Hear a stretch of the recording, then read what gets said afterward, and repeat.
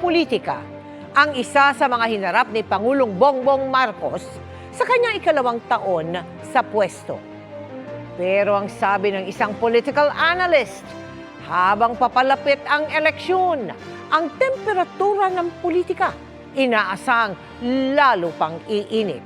Hinimayan sa special report ni Sandra Aguinaldo. His Excellency Ferdinand Romualdez Marcos Jr., President of the Republic of the Philippines. Sa 2 taon sa pwesto ni Pangulong Ferdinand Marcos Jr., naging maingay ang mundo ng politika. Bongbong bangag yan.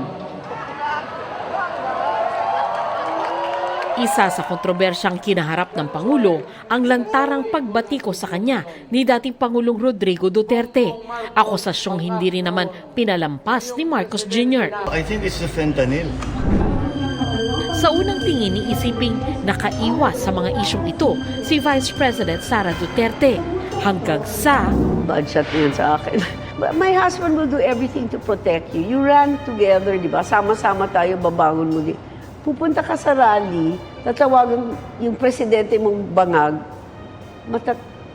di ba you're going to laugh? Tama ba yan? Even Lenny never did that. Tendered my resignation as Secretary of Education. June 19, nag-abiso si VP Sara ng pagbibitiw bilang kalihim ng Department of Education at opisyal ng NTF-ELCAC. At kamakailan, nagsabi itong hindi dadalo sa State of the Nation address ng Pangulo sa Lunes. No. No, I will not attend the SONA. I am appointing myself as the designated survivor. Hindi pa man nangangalahati ang termino ng Pangulo, naghiwalay na ang landas ng tambalan sa ilalim ng unity team na nangako ng pagkakaisa noong 2022 elections. Ayon kay Professor Aris Arugay, chairperson ng UP Department of Political Science, bahagi ito ng kalakaran ng politika sa bansa. Yung pag-share ng political power, hindi yan yung norm sa Philippine politics.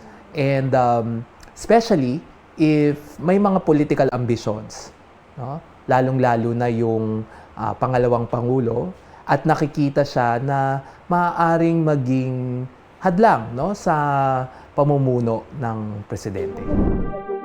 Ngayong papalapit ang 2025 national and local elections, muling nakipag-alyansa ang Partido Federal ng Pilipinas ni Pangulong Marcos sa lakas CMD ng pinsan niyang si Speaker Martin Romualdez.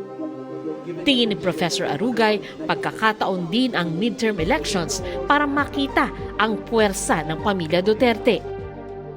Lalo't may pahayag ang bise na may planong tumakbo ang kanyang ama at mga kapatid. Sa tradisyon, ang interpretasyon sa midterm elections, ito ay referendum o pagsukat ng popularidad ng nakaupong administrasyon. Sa tingin ko may ibang dimension pa. Maaaring ito ay isang proxy battle between the two dynasties, no?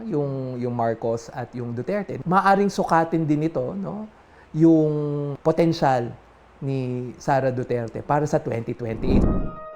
Sa umiinit na tunggalian, magmumukha raw tuloy oposisyon ang pamilya Duterte.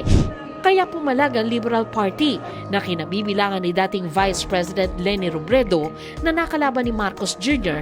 sa 2022 presidential elections. Ilang personalidad na ang lumutang bilang senatorial candidate nila sa 2025. Pero hindi kasama si Robredo na nagpahayag ng tatakbong mayor ng Naga City. Meron din naman siya kasi siyang base, no, na maaaring ma-mobilize din niya na suportahan kung sino man yung mga kandidatong kanyang posibleng ma-endorso sa 2025. Yung 15 million na yon hindi yun nawala, no?